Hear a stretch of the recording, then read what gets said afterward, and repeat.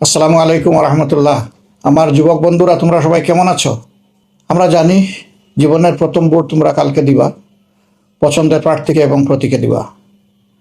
একটা নতুন দেশ গড়ার প্রত্যয়ে, একটা পরিবর্তনের আশায় এবং একটা সুশাসনের আশায়, দুর্নীতিমুক্ত দুঃশাসনমুক্ত একটা বাংলাদেশ গড়ার আশায় আমার বিশ্বাস তোমরা এই ভোটটা উদযাপন করবা, শুধু দিবা না।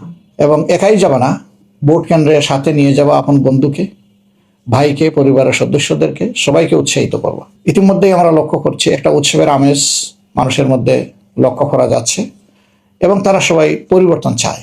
বিশেষ করে রাজধানী ঢাকা অনেকটা ফাঁকাই হয়ে গিয়েছে বলতে হবে। মানুষ ছুটে চলেছে গ্রামের, যেখানে তার ভোট, যেখানে তার বাড়ি, যেখানে তার নাড়ি, যেখানে তার আপনজনেরা আছেন, সেই জায়গায়। সব মিলেই আমাদের প্রিয় বাংলাদেশ। ইনশাল্লাহ আমরা আশাবাদী যে সকল ধরনের সংকোচ, দ্বিধা, সংশয় সব কিছুকে উপেক্ষা করে পিছনে ফেলে এদেশের মানুষ যেভাবে তাকিয়ে আছে একটা সুষ্ঠু নির্বাচনের জন্য, আমাদের কাঙ্ক্ষিত সেই নির্বাচনটি আগামীকাল 7:30 থেকে শুরু হবে। এই নির্বাচনে দুটি ভোট পছন্দ মতো যারা সংস্কার এবং পরিবর্তন চাইবে তারা অবশ্যই হায়ের পক্ষে অবস্থান নেবে, আর যারা চাইবে না তারা হয়তো নায়ের পক্ষে অবস্থান নেবে। বাকিটা সিলেকশন যার যার, কিন্তু আমরা চাই যে সবাই যেন ভোটটা উদযাপন করে। সত্যিকারের উদযাপন বলতে যা বোঝায়। আর যুবকরাই তো বাংলাদেশ, তোমাদের জন্যই বাংলাদেশ। সুতরাং তোমাদের অপেক্ষায় জাতি, আগামীর বাংলাদেশের জন্য জাতি মুখিয়ে আছে, তোমাদের দিকে চেয়ে আছে। তোমরা বাংলাদেশটা গড়ে দাও তোমাদের পছন্দ মতো।